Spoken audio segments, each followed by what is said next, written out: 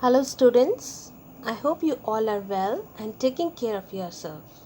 Today, we will discuss on writing skills.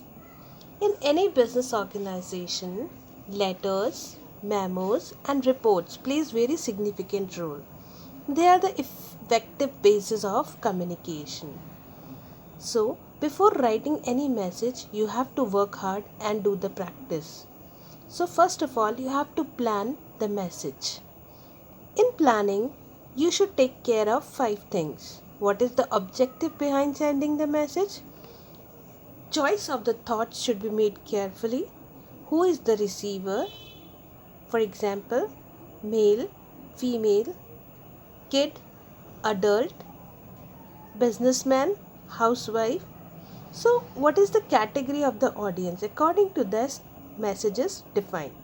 Then, message is defined, and after that, sufficient data is collected. If any message is backed by the sufficient data, then that message is very significant. After planning, you have to prepare the first draft. That is the rough draft. Means you are converting your thoughts into words. For that, two styles are used: line style and circular style. In line style, data is arranged serially, whereas in circular style, data is written together. After preparing the first draft, you have to revise the first draft, keeping 7C in mind. You have to insert the adequate information and delete the excess of information. After revising the first draft, you have to edit the draft and finalize it. There are certain guidelines for effective writing. You should answer the questions: why to write, whom to write, what to write, where and when to write. What are the different mediums of writing are available and what medium you are choosing. You should write according to the subject. It should be brief and practical.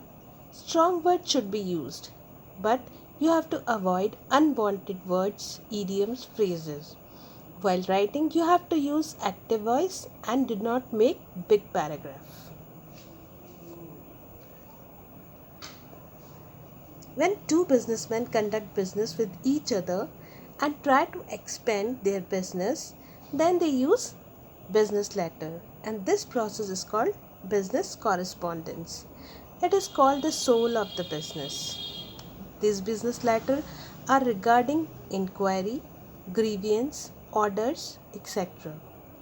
So the quality of the paper should be very good, because the first impression is the last impression. So 16 to 20 pound of paper will be preferred. There should be watermark, letterhead mark. Letterhead should have the name of the institution, address, telephone, email, fax. Color of the paper should be white, but any other color can be used. It depends on your thoughts. Size of paper should be 10 by 8. Multiple page letter is used. While typing the letter, you have to keep in mind the proper spacings between the words and the lines, and margin should be proper. Always write in paragraph and accuracy test should be done. After writing, you should keep your letter into envelope, but before typing or printing the paper, you have to check the carbon and ribbon of the typewriter and printer. Then fold your letter properly, write down the address and do the stamp fixing. Nowadays, stamp fixing is done through the franking machines. Business letter has many parts, starting from the heading to the initials of the typist. In the heading, you have to write the name, address, mobile, fax, email and logo of the institution. Then you write down the date. Date can be in any form, American and Oxford. Then write the reference number, attention line, address of the receiver. It can be an individual or a firm. Salutation, subject, then body of letter. It consists of three parts: opening, middle and end. Then complimentary clause, signature, designation, enclosures. If you are attaching any letter or any other document with the letter, then you should write in the enclosure. Then postscript. If any event or anything happens after writing the letter, then you can add that event in the letter at the end.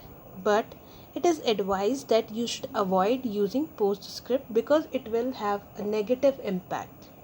Then you have to do the initials of the typist on the letter. Next is memo. What is memo? Memo is similar to the business letter, but it is used to communicate with the internal people. Means it is used among the employees. It is derived from the term memorare. In memo, simple language is used and message is written directly.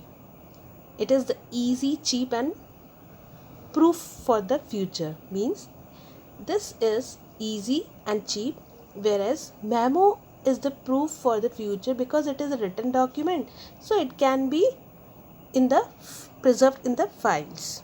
There are 4 components of memo: the name of the sender, name of the receiver, date and subject. In this way, memo is prepared. I hope you all are able to understand what is memo and business letter. So before writing any letter or memo, you have to do the practice. You have to check the grammar, you have to plan, and then you will write. And after writing, you have to do the editing and revising. Because business letter are the effective way of increasing the channel and the business. Thank you so much for today.